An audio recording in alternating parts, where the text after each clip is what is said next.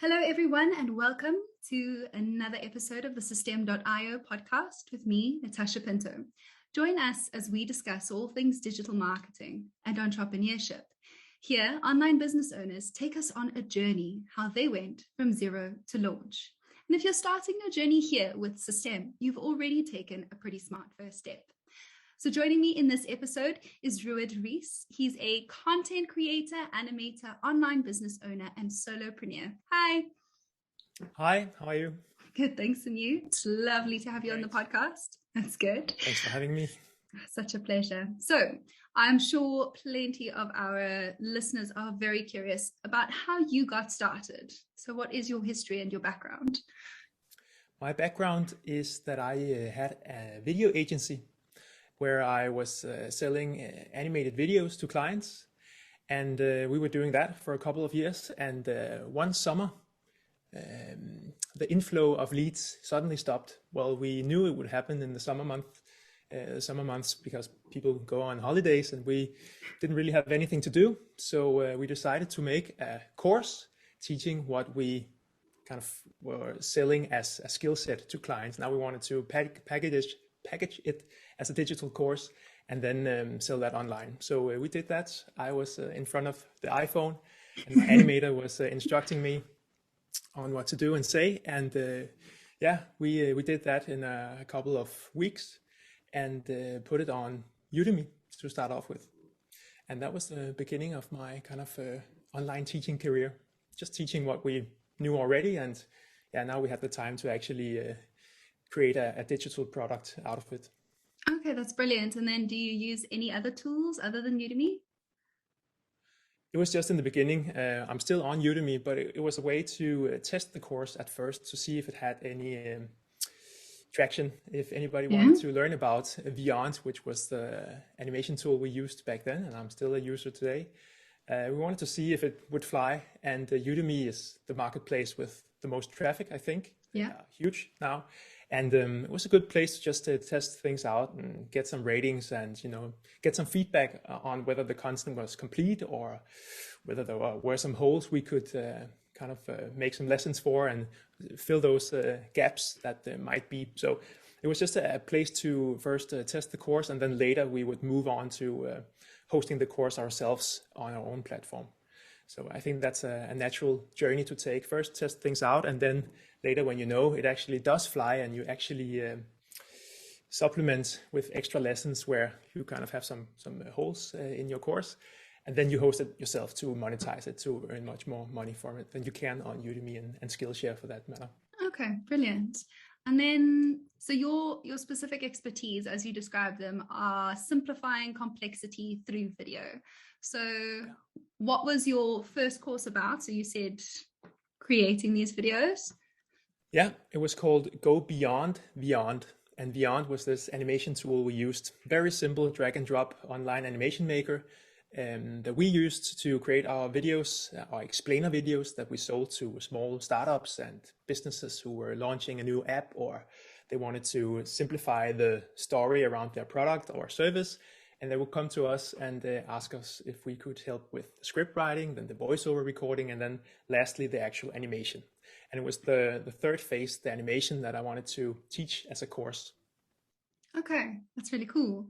And then can you crunch some numbers for me? So you started off as an agency just selling these animated videos. How much were you making then? And then how much does that compare to how well you're doing now? Back then we were selling our videos. Well, our USP, our selling points, our proposition was that we were cheaper than the others. And looking back, that's maybe not the best strategy, but it's very common when you're young and you think you can do everything faster and better and cheaper than everyone else, right? And we kind of could. So we charged less than the others. We charged about, first it was only like a couple of $100 per video. Oh. And then later we kind of climbed up the ladder to larger and larger customers and larger projects, and selling like packages of videos and using resellers that sold them for us. So when we were doing our best, we were doing around $20,000 a month and we were me and two full-time employees. So it wasn't the most profitable business, but we grew slowly and got a lot of student workers to join us and try to scale things up. I was out selling all the time and visited all these cool corporate companies and startups and learned a lot about entrepreneurship and kind of how to pitch products and how stuff works from the inside in a lot of different industries. And I guess the reason why I'm not having an agency anymore was because we realized I didn't have the skill set to scale the agency any further beyond these $20,000 a month. I was just running faster and faster and didn't really know how to go beyond the 6-8 employees, some part-time, some full-time.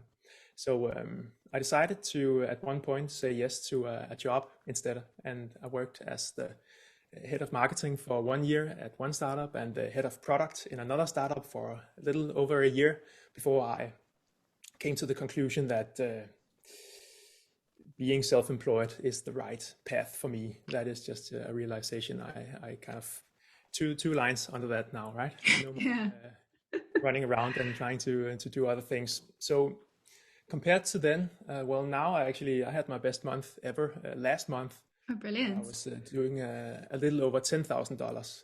And that's half of what we did in the agency days, but now it's just me. So this whole solopreneurship / company of one game is about profitability and keeping your cost low, and so you can keep as much of the revenue as profit as possible. So I'm at a really good place now, and I think it's a lot of fun, much more calm and not so stressful as being an agency owner. Less sales, more marketing. I like that, and more creation and less administration. So it's a good place I'm at now. I really like this kind of simpler, smaller, and more agile setup I have now as the company of one I am now.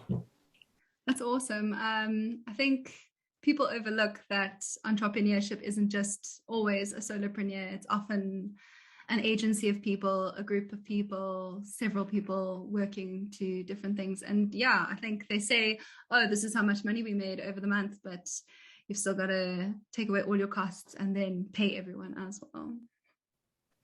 Yeah, it's a completely different game. I think growth entrepreneurship was very interesting to me from when I started studying business back in I was 20 years old, so that's 11 years ago.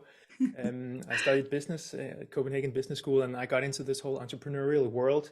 Started reading all these books, and all the most all the classics about how to design thinking and the iterative process and getting to plan B and the lean startup. All those books, and I really loved this whole kind of growth mindset around building a huge company impacting 1 billion people, right?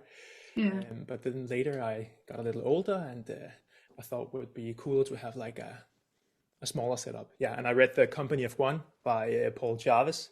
And he's talking about entrepreneurship as the idea of having a company that you're working on. You're not the company yourself. Well, you're not freelancing. You're not selling your skill sets.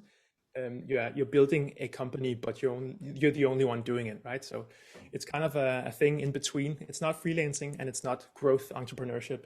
I think it's a really nice balance in between. Okay, and do you find that you maintain a better work-life balance because you're responsible for just yourself? I don't necessarily think that I work more or less now. I just think it's much more fun, and I do what I actually enjoy doing, which is creation, the actual hands-on creation process, where when you are managing people, you're a manager, you're kind of a salesman running around and taking all these meetings, and that's also fun. But I just realized down the road that I like to output, I like to create, produce stuff, put it online, see what happens, and actually do the work myself. Instead of kind of promoting myself into a position that I enjoy less than being on the floor, so to say. Yeah, makes sense. So it's like being a baker who loves to bake, and then losing out on that because you've now made chain stores, and then you just end up managing people and all of the numbers rather than actually doing what you love. All right. Yeah, exactly. And then, so because you work in the e-learning industry, and I think in a particularly interesting niche in video, and you're an expert at it and animation, are there any trends that you notice? The passion industry, the expert industry is growing like crazy. We have seen that for many years now, or a couple of years, and this whole crisis with Corona, COVID pandemic is accelerating the kind of trend towards online learning. Accelerating it. At least it's not a new trend, but now it's, you're almost being pushed into it if you didn't teach online, but you were a consultant or an expert teaching live classes before. Now it's just, a great point in time to convert your kind of face-to-face analog teachings into something digital and more scalable. And I see people flooding to these Facebook groups and the forums, and kind of taking the first step from 0 to 1 into how to teach online. And yeah, I'm seeing a lot of interest around my YouTube videos on the matter, because I talk about content creation and teaching online, fun learning, instructional videos, animation, how to do all that stuff, and people watch them and like them. So that's kind of a very subjective trend I can see there, that there's actually increased interest around what I talk about, which is a positive thing for me. Yeah, no, definitely. Hopefully that expands your reach and gets more people taking your courses. And then what about social media? So you've mentioned YouTube, which is they're supposed to have, I think it's 2 billion logged in users, and that's nothing on how many people are actually constantly watching YouTube. So why that platform for you? Because I know TikTok is the new up and comer, and Instagram is pushing those videos and that algorithm like there's no tomorrow. But why YouTube? Yeah, I know. Well, I feel super bad for not being on TikTok more than I am, right? I should be exploring that format a lot. I'm doing the old stuff way, doing the thorough videos. They're long, plus 10 minutes, posting a couple a month. So it's I'm not following the TikTok trend there at all. But the reason why I'm on YouTube is because it's an obvious choice. I'm a video maker. I teach animation video, so why not choose the biggest video platform in the world, YouTube? And also it's just, over the years I've tried a lot of different platforms, and it's just my favorite one. It's the one I use myself the most. I love YouTube. I spend a lot of time on there as a consumer, not just as a creator. So yeah, I love the format, I love the platform, and I haven't had the same kind of traction on Instagram or Facebook, for example. Yeah, I don't really know how to do it well enough to grow my Instagram or Facebook account. So I'm just focusing on YouTube because I love it, and also because I realize that I'm only one person right now.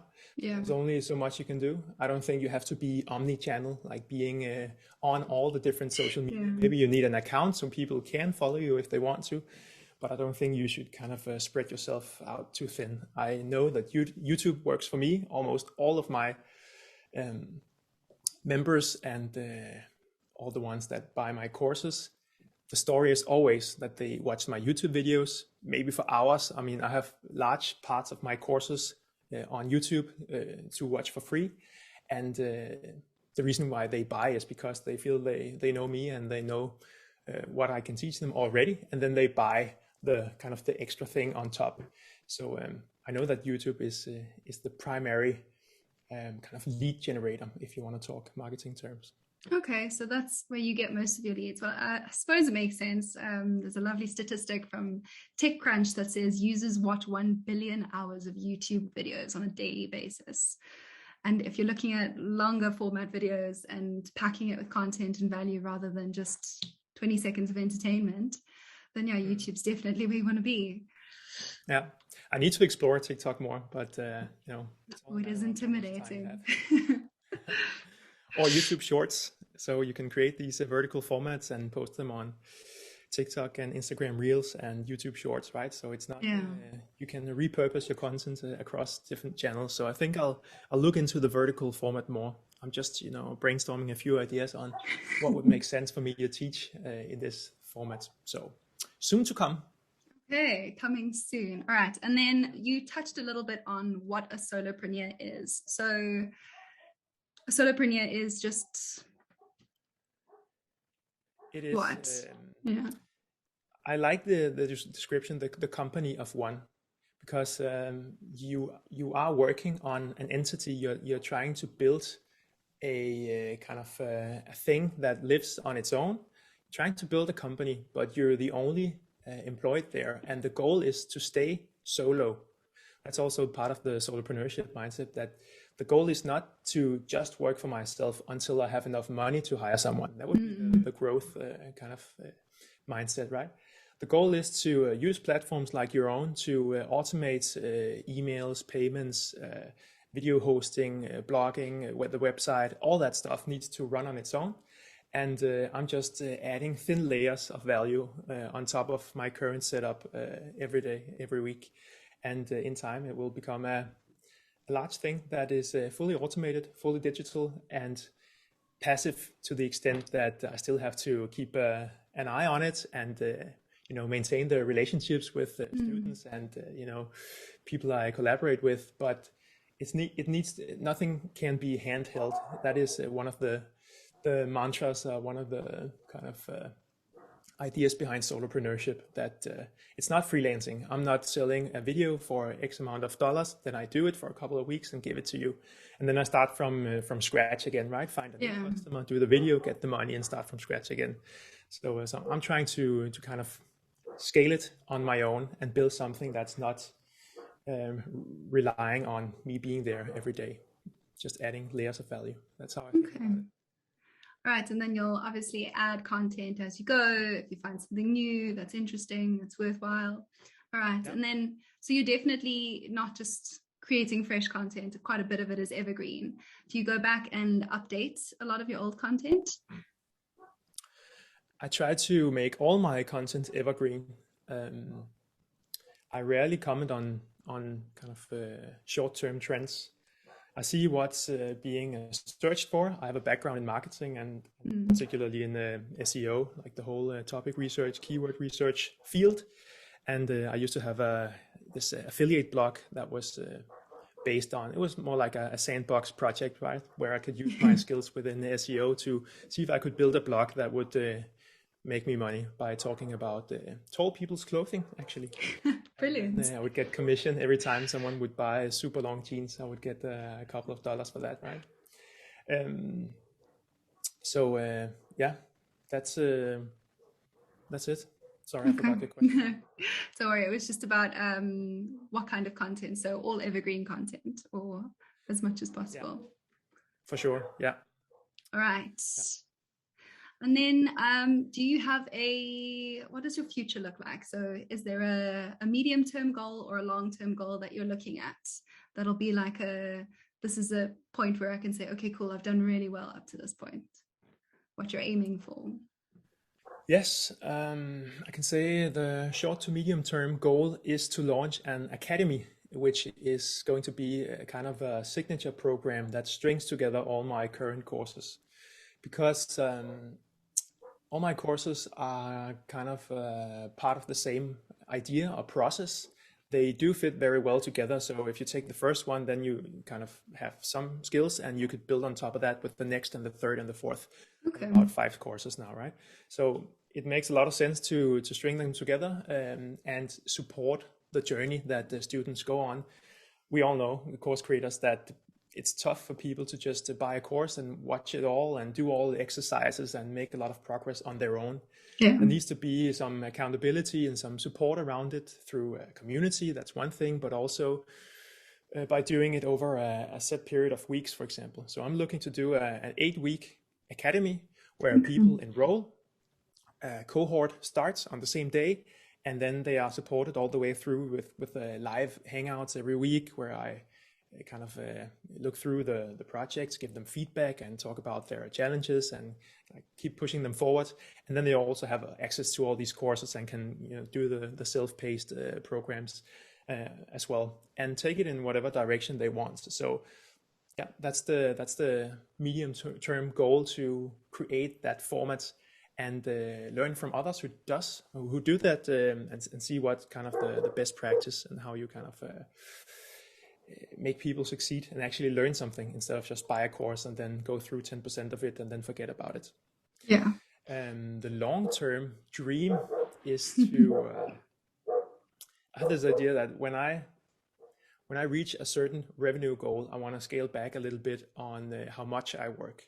So maybe work 4 days a week instead of 5, right?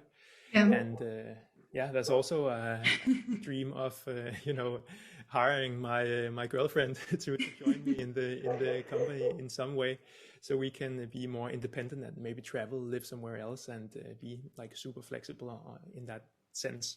I said before that I didn't want to hire anyone, but she's kind of a special case here. I'm sure that makes complete sense. I have seen that there are as a partner, maybe. Yeah, definitely. And then what is her level of expertise, her field? Maybe she can start another we're quite set of different. courses. She works in corporate, so it's a different game that I'm in right now. Yeah. Oh, maybe she can create a course on how to take what you do and apply it to that corporate perspective. It's a good idea. I'll write that down. All right. So a few shorter little questions. You said you read a ton of books, and that's kind of what got you into that entrepreneurship mindset. Is there one book, podcast, or resource that you would recommend to our listeners? So someone who's just starting out on their journey. Yes. I think I'm a sucker for all these American motivational speakers and all that, and it's not necessarily kind of topic specific, like relevant to me as a content creator or animator, but it's what you need in the beginning to kind of believe in yourself and keep grinding and set big goals and all that stuff. So The Millionaire Messenger by Brendon Burchard was one book that kind of fired me up. Also, The Company of One by Paul Jarvis. I've mentioned that one. I also read Rand Fishkin's Lost and Founder when I was in the transition from being a super fanboy of the growth entrepreneurship, transitioning into the smaller kind of first the bootstrapped idea of not taking on any investment, but bootstrapping your company, and then further moving into solopreneurship, not even having a big company, right?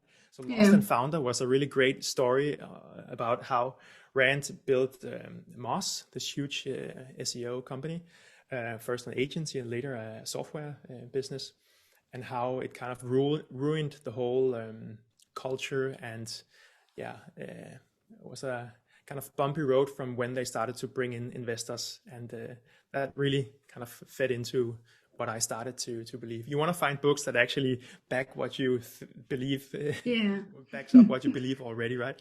That's sometimes the danger, but it's a really good book, and Rand Fishkin is a great storyteller, so it's fun to read. Okay. And then are there any podcasts you would recommend to our listeners, others that they can go out and listen to? Because I know sometimes the thought of sitting still long enough to read a book takes too long. Yeah. I love Impact Theory with Tom Bilyeu. Listen a lot to that. That's probably the primary one. Okay. Tim Ferriss, the classic one. He's also kind of the whole automation, passive income, work from a beach somewhere nice. Yeah, for 4 hours a week. So I mean, that's one of the biggest podcasts in the world. So that's of course a great place to start if you want to hear about entrepreneurship in different ways and shapes and forms. Okay, brilliant. And then looking back now, what advice would you give to your 18-year-old self?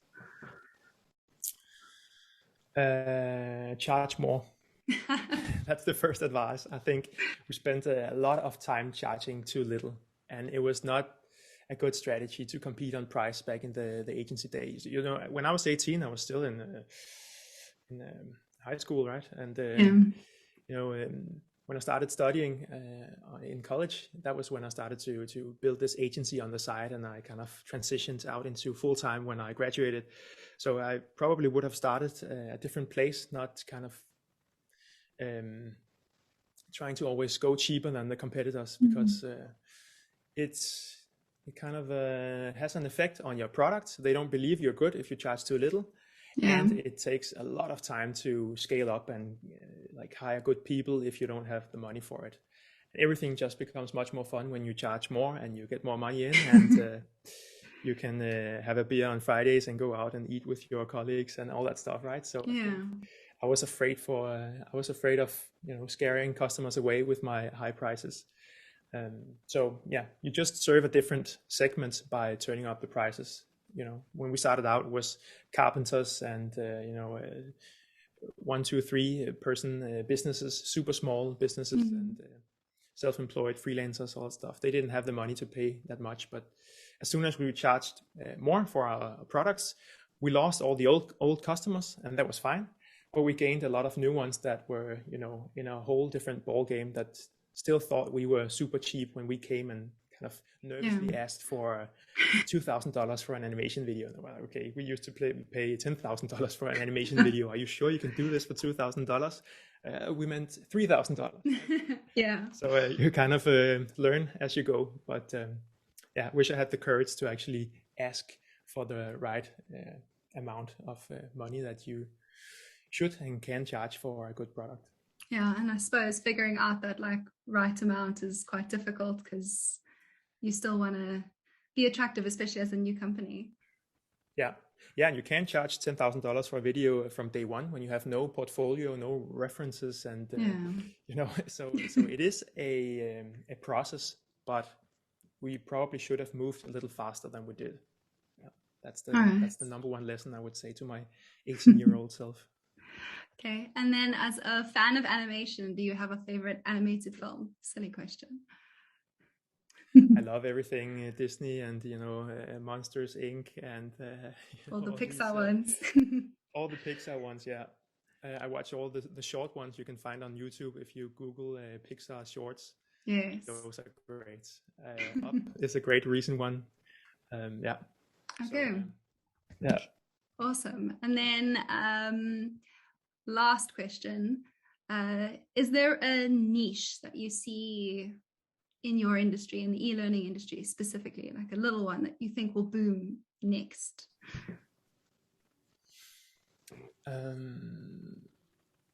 I've spent a lot of time thinking about the right direction to take my own business into, and thinking about whether I should go niche or broader.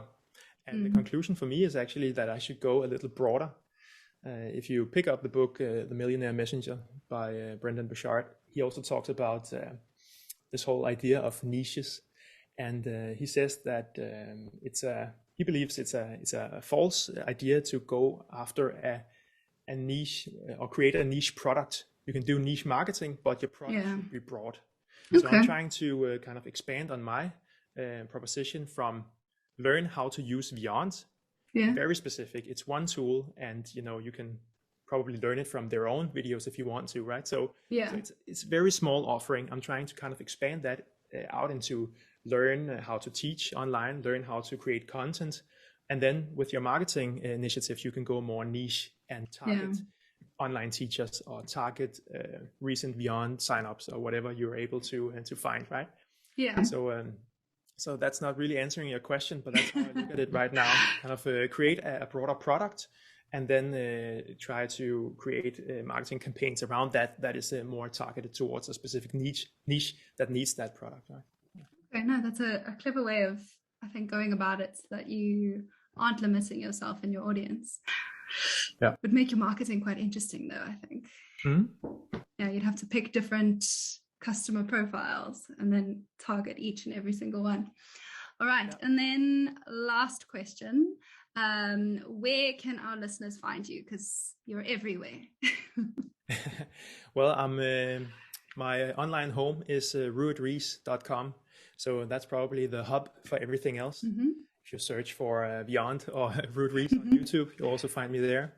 Rued.Riis.com on Instagram. But yeah, I guess ruedriis.com is the place to go if you want to know more, connect, talk, buy a course. I don't know what. Right, brilliant. I will be sure to pop a whole bunch of your tags in the show notes. Rued, thank you so much for joining me and giving me your time. Thanks to our listeners today. If you're watching us on YouTube, hit that 5-star rating and subscribe to the channel. If you're listening to this on a podcasting platform, subscribe to the Systeme podcast so you never miss an episode. Systeme is a digital marketing software platform packed with all the tools you need to grow your online business.